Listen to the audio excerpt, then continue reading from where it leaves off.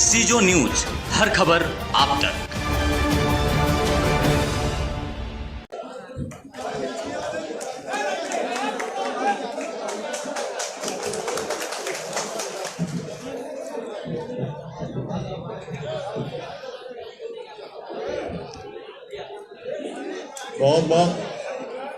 बहुत बहुत धन्यवाद तमाम हमारे इलेक्ट्रॉनिक मीडिया और प्रिंट मीडिया के सभी साथी और पोर्टल न्यूज़ के सभी साथी तो आप सभी को स्वागत है। पार्टी के सभी पदाधिकारी यहाँ पर उपस्थित हैं। साथियों, आपने कल तो आपने देखा ही और विस्तार से मैं आप लोगों के बीच में बात को रखूँगा। आप सभी को पता है कि बिहार में और मेरे 39 साल की उम्र में 21 साल से मैं संघर्ष कर रहा हूँ। एक गरीब मछुआरा परिवार में जन्म लिया। 18 साल की उम्र में ही मुंबई जैसे शहर में जाकर अपने दिन रात मेहनत करके अपने कामयाबी को हासिल करके बिहार में पिछड़े, दबे कुचले, अति पिछड़ा समाज, निषाद समाज के हक अधिकार के लिए निरंतर बिहार में 6 साल से मैं संघर्ष कर रहा हूँ। और संघर्ष कर और उस संघर्ष में हमेशा हर किसी ने धोखा दिया और मैं आगे बढ़ता रहा। 2018 में हमने एक पॉलिटिकल पार्टी बनाया। हमें लगा कि समाज को न्याय इसी रास्ते से दिलाया जा सकता है और हमने पार्टी बनाने के बाद हमने श्री लालू प्रसाद जी को नेता मानते हुए हमने उनके विचार पे चलने का निर्णय लिया और महागठबंधन में हमने शामिल हुआ। और जब शामिल होने के बाद उससे पहले तो बड़ी बड़ी मीठी मीठी बातें करते थे, जहां हम बुलाते थे वहां पे आके मीटिंग करते थे, क्योंकि वो हमारे साथ गठबंधन करना चाहते थे। जब गठबंधन होने के बाद लोकसभा चुनाव के समय में भी हमारे साथ चीटिंग किया गया था। जो सीट हमें नहीं चाहिए था वो भी सीट उन्होंने दिया। यहाँ तक बात हो चुका था कि मुझे दरभंगा लोकसभा में लड़ना था, लेकिन तैयारी कराने के बाद लास्ट मोमेंट पे हमें खगड़िया भेज दिया गया। हम चुप रह गए। हमें मधुबनी का सीट नहीं चाहिए था, जबरदस्ती उन्होंने सीट दिया और अपना कैंडिडेट दिया, जबकि हमारा कैंडिडेट कोई और था और उन्होंने इच्छा रखा कि इनको दिया जाए। हमने सहमति दे दिया, उनको हमने चुनाव लड़ाया। हम मुजफ्फरपुर नहीं लेना चाह रहे थे, जबरदस्ती उन्होंने हमें सीट देने का काम किया। उसके बावजूद भी हम महागठबंधन में बने रहें और साथ आगे बढ़ने का हमने निर्णय लिया था, उसको हम दोहराते रहें। उसके बाद आपने देखा परिणाम अच्छा नहीं रहा। उसके बाद हमारे जो मधुबनी लोकसभा क्षेत्र में जो चुनाव लड़े थे बद्री पूर्वे जी, उनको राष्ट्रीय जनता दल ने अपने पार्टी में ज्वाइन करा लिया। आप कह सकते हैं कि एक गठबंधन में साथी रहने वाले लोग और उनके पार्टी तोड़ के अपने पार्टी में ज्वाइन करा लेना कहाँ तक सही है। उसके बाद भी हमने चुप रहा। सिमरी बख्तियारपुर में उपचुनाव की बारी आया और पहले से बात हो चुका था कि सब पार्टी एक एक सीट लड़ेंगे, क्योंकि ये एनडीए का सिटिंग सीट था, इसलिए हम सब मिलकर लड़ेंगे और मजबूती से जीत हासिल करेंगे। और सब आदमी अपने अपने अनुकूल तैयारी कर रहे थे। उसके बाद लास्ट मोमेंट पे उनके तरफ से आदेश आता है कि आप हमें समर्थन दीजिए, हम चारों जगह हम खुद लड़ेंगे और आपका समर्थन मिलना चाहिए। हमने कहा ये तो गलत है। अगर यही आपको लड़ना रहता तो 2 महीना पहले हमें बता देते तो शायद हम समझ लेते। लेकिन हम जब तैयारी में उतर गए और अपने लोगों को बोल दिए कि आपको ये सीट दे रहे हैं, जबकि खगड़िया लोकसभा क्षेत्र में ही सिमरी बख्तियारपुर आता है, तो हमने वहाँ पे चुनाव लड़ने का निर्णय किया। और मैंने उनको बता दिया कि सन ऑफ मल्ला किसी के पीछे चलने वाला नहीं है। अपने कंडीशन से बिहार में अपने समाज हक अधिकार के लिए लड़ाई लड़ने के लिए खड़ा है और किसी पार्टी के पीछे चलने वाला नहीं है। हमने उनसे एक सीट पर उनसे हमने कंप्रोमाइज नहीं किया और हमने अपनी ताकत दिखाने का निर्णय ले लिया और हम वहाँ पे चुनाव लड़े और अकेले 1 साल पुराना पार्टी 15% वोट लाया, 26,000 वोट हमने लाया। और वहाँ पे उन्होंने देखा कि मेरे 26,000 वोट लाने से, अति पिछड़ा समाज हमारे साथ आने से वहाँ पे एनडीए का बुरी तरीके से 15,000 से हार होता, वहाँ पे राष्ट्रीय जनता दल को जीत होता है। वहीं से उन्होंने एक षड्यंत्र रचने का कोशिश किया कि इनके पास एक वोट बैंक है और ये इनके साथ है, और उन्होंने समय रहते हुए साथ आए, सारे चीज किए और उन्होंने निर्णय ले लिया था कि इनको समय आने पे हम इनको धोखा देंगे। आज हम लोगों ने हर जगह पे, आपको पता होगा कि ब्लैंकली जितना उनके परिवार के लोग उनको सपोर्ट नहीं करते होंगे, उससे ज्यादा सनत मल्ला उनको हमेशा सपोर्ट किया सीएम के लिए। मुझे मालूम है कि उस जगह पे वो नहीं पहुंच सकता, उसके बावजूद भी जब भी उन्होंने हमें बड़ा भाई कहा, तब ने हमने उसको छोटा भाई मानने का काम किया। और मैंने सोचा कि मैं अपने उंगली पकड़ के इनको सीएम के रास्ते पे लेके जाऊंगा।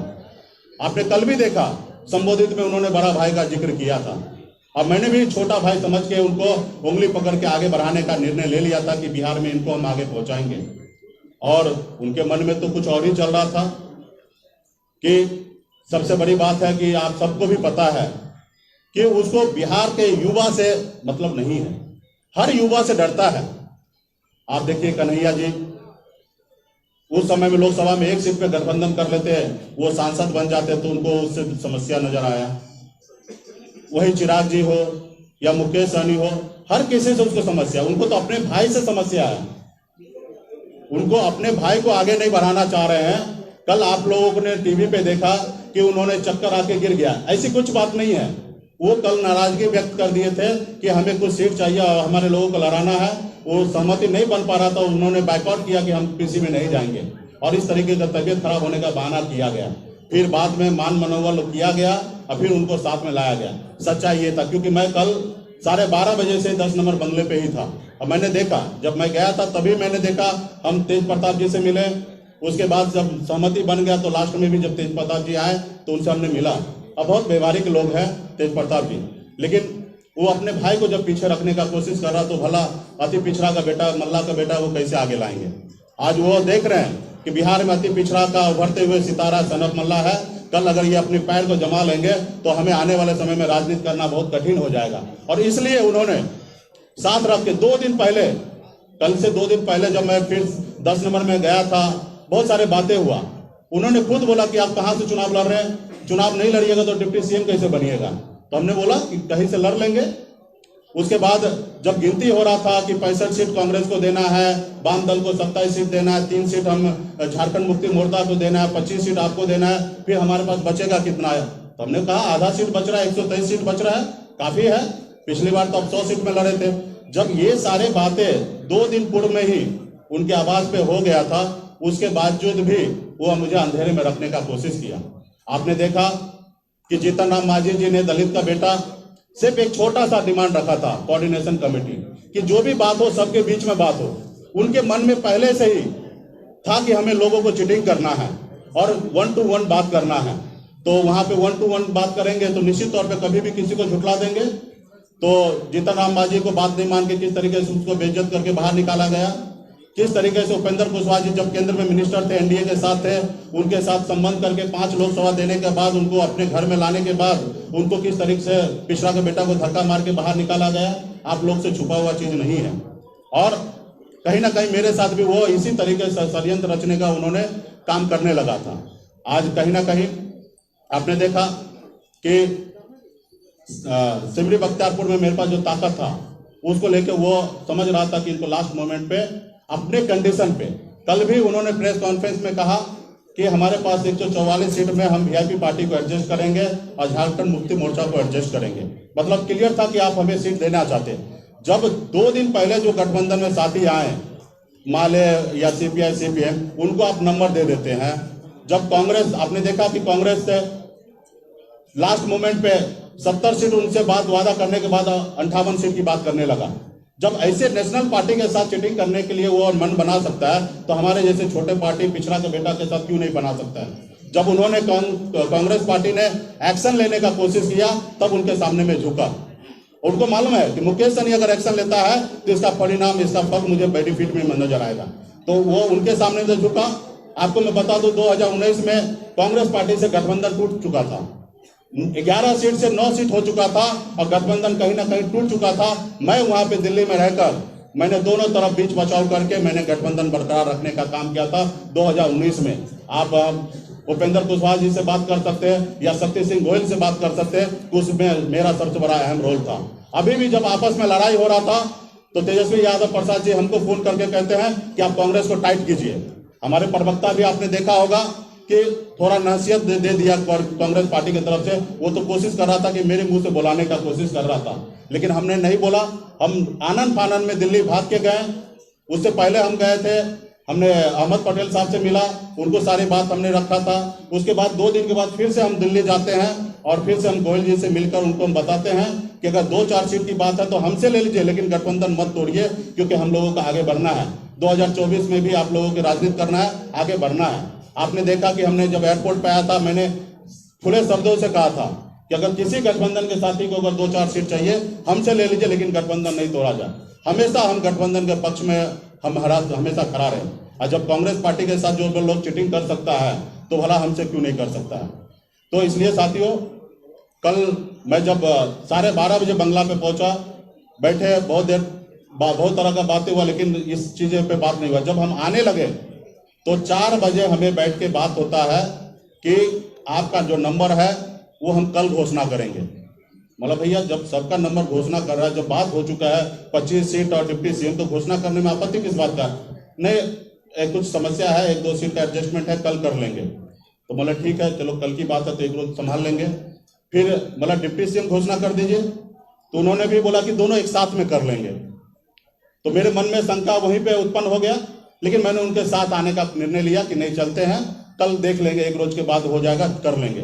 जब यहाँ पे बैठने के बाद जब उन्होंने संबोधित में सारी चीज बात रखा और फिर उन्होंने 2-3 दिन का समय ले लिया, तो मुझे लग गया कि वो निश्चित तौर पे सारे रास्ता बंद करके और बाद में हमें बाहर निकालना चाहता है या अपने कंडीशन पे राजनीति करवाना चाहता है।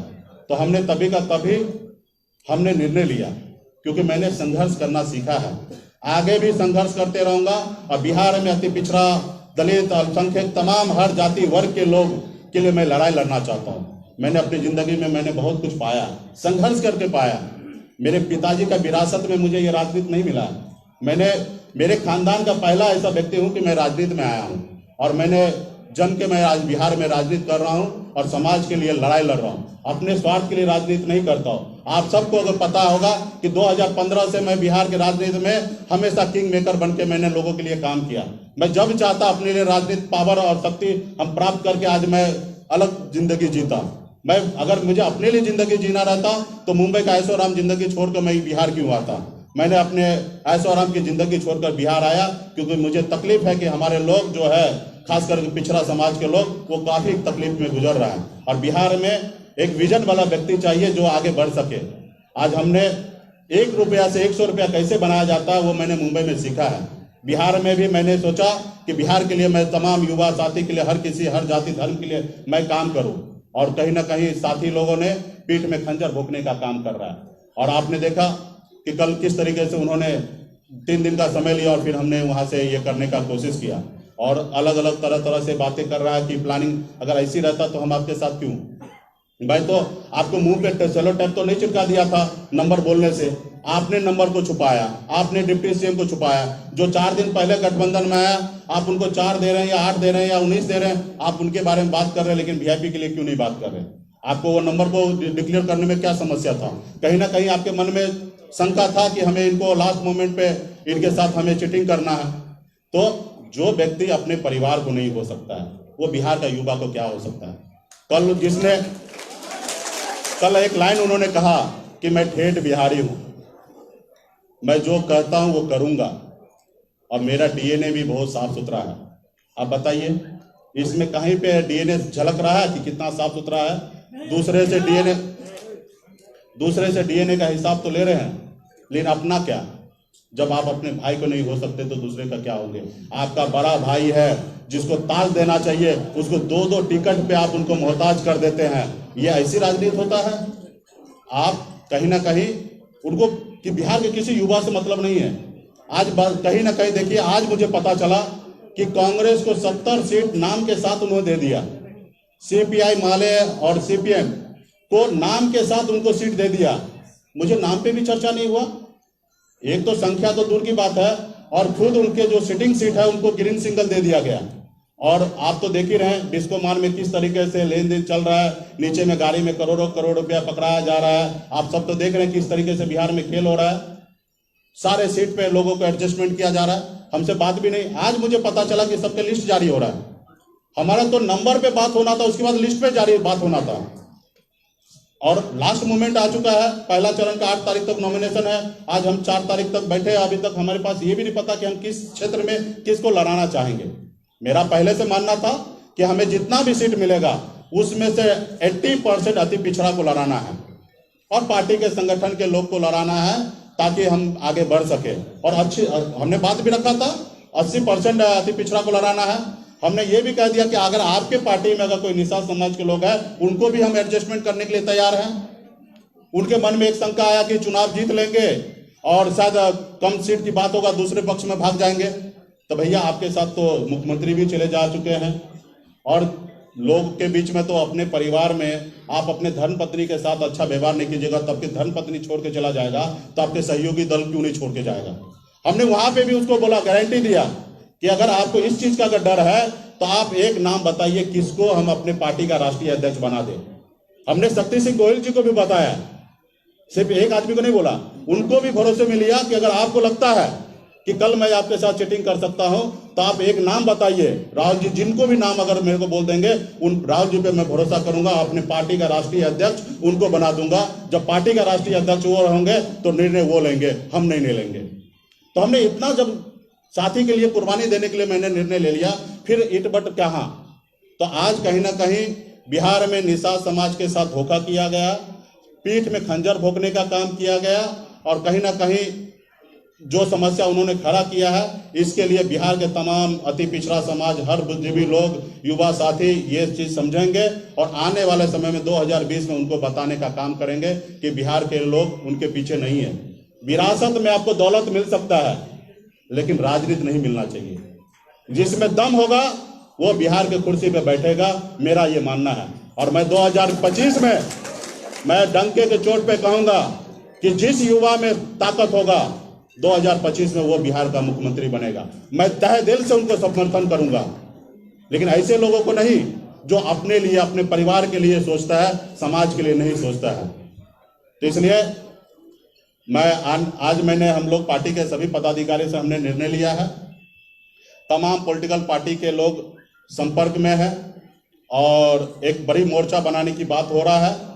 हम मानते हैं कि एक बड़ा मोर्चा होगा तो निश्चित तौर पे हम वहां पे काम कर सकते हैं। नहीं तो हमने निर्णय ले चुका है कि 243 सीट पर वीआईपी पार्टी अपने दम पर अकेले चुनाव लड़ने के लिए मैदान में उतरेगा। जहां पे अति पिछड़ा समाज रूलिंग पार्टी से चुनाव लड़ेगा वहां पे हम अपने कैंडिडेट को नहीं देंगे। बाकी 243 सीट पर हम बिहार में अब वीआईपी पार्टी चुनाव लड़ने के लिए तैयार है। अभी तक हमारे पहला चरण का 50 से अधिक नामों का चयन हो चुका है। कुछ नाम को हम अभी बाकी रखे हैं और वो शाम तक हमारा सूची जारी हो जाएगा।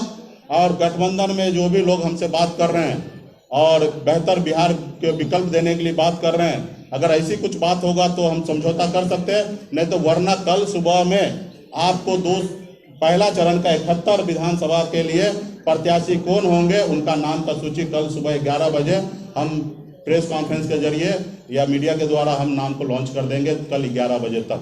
इसमें कोई टाइम नहीं लगेगा, क्योंकि आपने देखा हम 1 घंटे में डिसीजन लिए।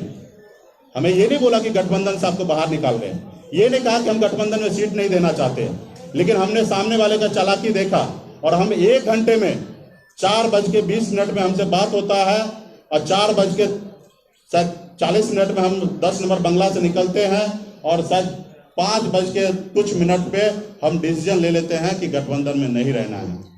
तो ये मेरा हमेशा खूबी रहा। जब भी बिहार में हमने काम किया कभी किसी से समझौता नहीं किया। जब भी मेरे साथ जिसने भी चीटिंग किया होगा उनके साथ मजबूती से हमने अपनी ताकत का एहसास कराया। जब हम हर लड़ाई को लड़ सकते हैं। आपने देखा कि गांधी मैदान में किस तरीके से हमारे समर्थक की अपनी ताकत है। हमारे पास 15% वोट बैंक है। 1 साल पुराना पार्टी नहीं है, लेकिन 15% हमने उपचुनाव में वोट लाने का काम किया। और वहीं से उन्होंने देखा कि लास्ट मोमेंट पे छोड़ देंगे, ये बहुत गुस्से वाले हैं, हर तरह का व्यवस्था इनके पास है, 243 जगह चुनाव लड़ने के निर्णय ले लेंगे और मैक्सिमम जगह महागठबंधन अति पिछड़ा का वोट काटेंगे और एनडीए का नुकसान होगा और हमारी महागठबंधन जीत होगा। और उन्होंने सोचा कि इनको हम लास्ट मोमेंट पे टक्कर देंगे या अपने कंडीशन पे बात करेंगे। तो इसलिए हमने ये सारे निर्णय ले लिया है और कल तक मैं सारे चीज़ें को स्पष्ट कर दूंगा। और नाम पे तो मेरा काम चालू हो चुका है और अभी बहुत सारे साथी हैं, बहुत सारे लोग फ़ोन कर रहे हैं कि हम लोग बैठ के एक साथ राजनीति किया जा सकता है, तो हम चाहेंगे कि एक बड़ा रणनीति के साथ काम किया जाए। नहीं तो हम एक दो पार्टी के साथ गठबंधन नहीं करेंगे, हम अपने दम पे अकेले लड़ेंगे। और हम बिहार में निश्चित तौर पे मेरा मानना है कि जिस हिसाब से बिहार में बन चुका है ट्रायंगल चौंगल, मतलब अलग अलग कैंडिडेट हो रहा है, एक विधानसभा में 5-6 रनिंग कैंडिडेट होगा, मुझे लगता है कि 35,000 40,000 जो वोट ले आएगा उनकी जीत हो जाएगा।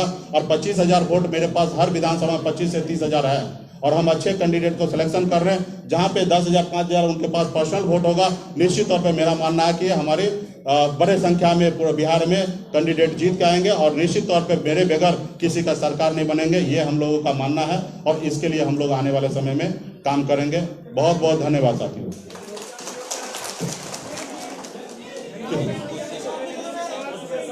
आराम से एक एक करके पूछिए, हम बताएंगे हर चार। हाँ, माइक दो।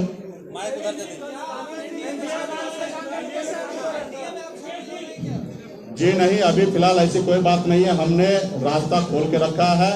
हमारे पास जो भी जिनको भी बात करना है, हमारे कंडीशन पे हम किसी के साथ राजनीति करेंगे, सामने वाले के कंडीशन पे राजनीति नहीं करेंगे।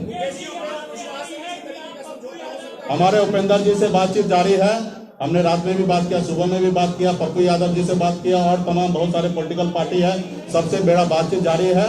और हमने बोला ना कि एक दिन का समय हमें चाहिए, 12 घंटे का।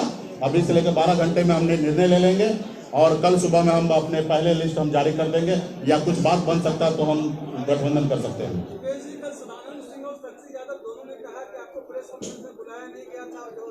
आप उनके संजय यादव का ट्वीट पे चले जाइए और आपको दिख जाएगा कि वो बुलाएं कि नहीं बुलाएं, ये आपको दिख जाएगा कि किसको बुलाए थे।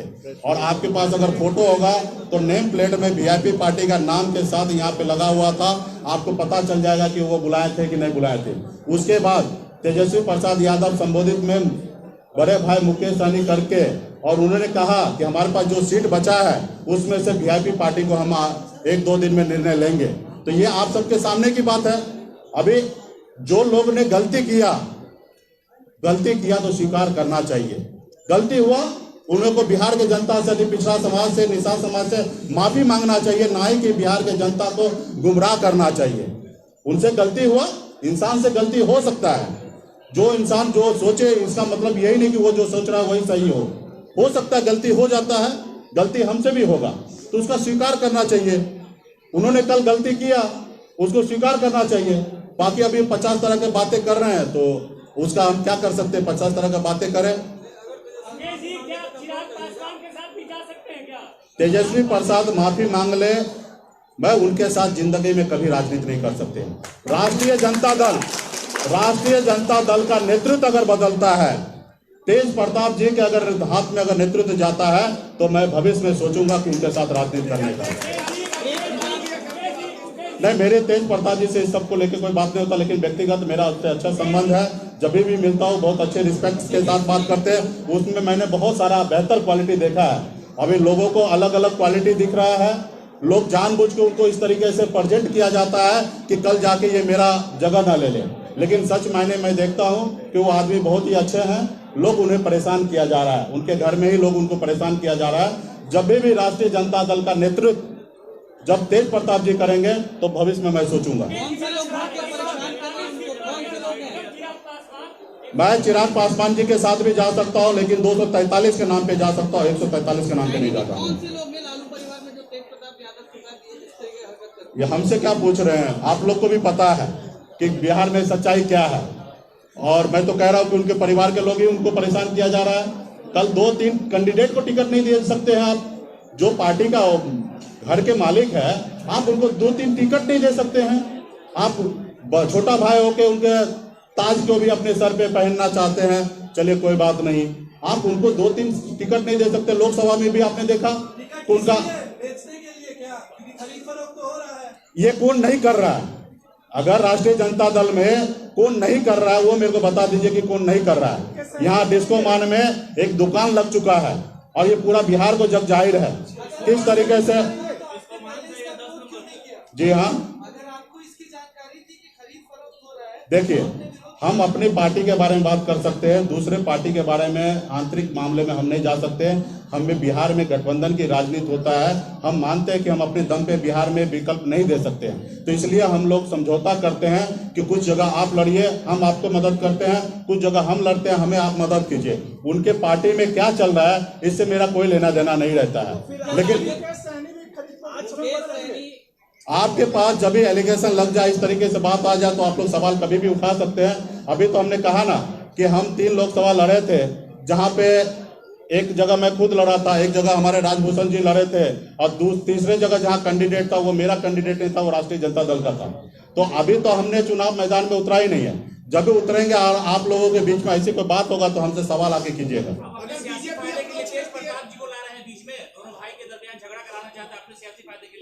मुझे जो सही लगा वो मैंने बात रखा है, उसको आप किस एंगल से लेना चाहते हैं। मैं तो आज उनके परिवार के कुछ लोगों को अच्छा तो मानते हैं ना। हमने पहले भी कहा कि लालू प्रसाद जी को मैं बहुत मानता हूं, उनके विचारधारा से जुड़ने के लिए मैं राष्ट्रीय जनता दल में आया हूं। आज शायद लालू प्रसाद जी रहते तो शायद ये नौबत नहीं आता।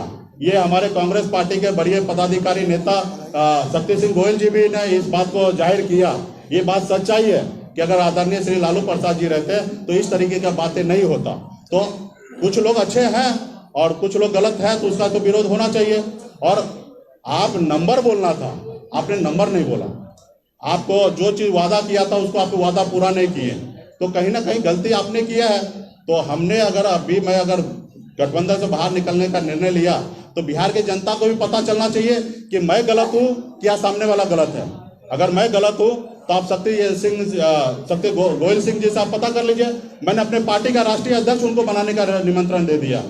अब कोई ऐसा कर सकता कि बिहार की राजनीति में अपने पार्टी का राष्ट्रीय अध्यक्ष किसी अन्य पार्टी के लोगों को बोलेगा आप बन जाइए। हम इतना त्याग किए, हम 2 दिन पहले दिल्ली जाके उनको मनाए। कोई गठबंधन में ऐसा हो सकता है कि अपने साथी को अपने गठबंधन में जोड़ ले? कोई गठबंधन में किसी साथी को बोल के दूसरे गठबंधन के साथी को, पार्टी के लोगों को गाली दिलवाएं, उनको टाइट करने के लिए उनको अनाप शनाप बुलवाएं? ये सब चीजें गलत था। और मैंने हर जगह पे सही करने का निर्णय लिया था कि सही करते हैं और आगे बढ़ते हैं। और हम सही करते करते आगे बढ़ने का कोशिश कर रहे थे, लेकिन एक समय हो जाता है, वहां पे आपको निर्णय लेना पड़ता है। बहुत बहुत धन्यवाद। बहुत